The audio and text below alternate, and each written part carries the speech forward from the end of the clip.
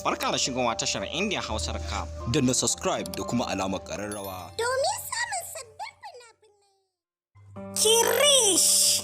Kireesh kayataccen kafce ne da kamfanin Al Record masu burbuɗin fassara suka fassara muku shi. Kireesh kayataccen labari ne akan wasu duniyar mutane da kuma duniyar kimiyya.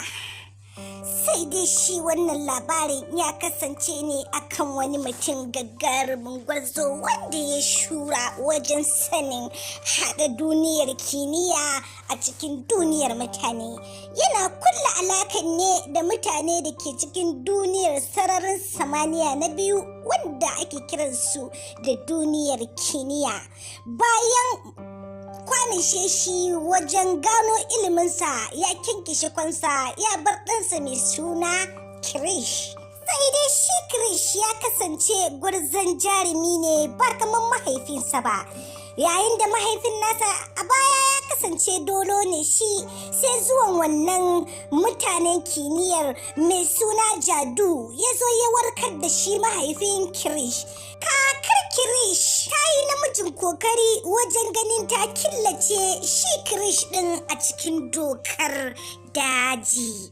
Ta yi hakan ne saboda tana gudun karyar da aka yi ta rasa ɗanta baban kireesh, haka kuma ya sake kasancewa a kan jikanta kireesh.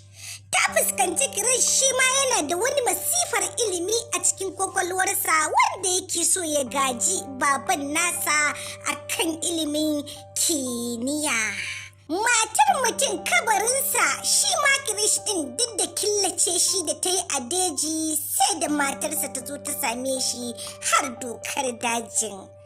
Bayan yaudararsa da ta yi ya je birni, zuwan kireesh birni ya zame wa kireesh abin alfahari, yayin da kakan kireesh bata tashi ganin kireesh a dokar daji ba sai da mahaifinsa wanda ta ma cire tsammanin cewa ya mutu. Sai dai kireesh ya fafata da miyagu da suka kidnapping ɗin babansa a birni, ya sha fama da su ya kwakwamishe su.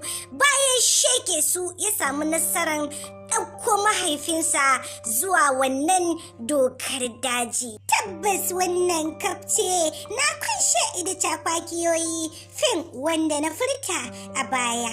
Recap kaɗai ba zai wadatar maka ba, kai dai ne mana ka kayataccen kafce na fim ɗin kireesh na kamfanin Al da more cakwakiyar da ke cikinsa.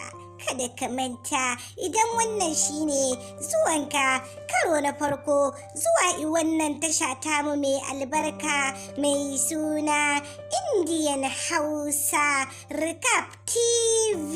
Masoya don Allah ku danna mana subscribe da kuma alaman kararrawa don more fashin baki da ke cikinsa, ko kuma in ce recap na fina-finan Indian fassarar Hausa.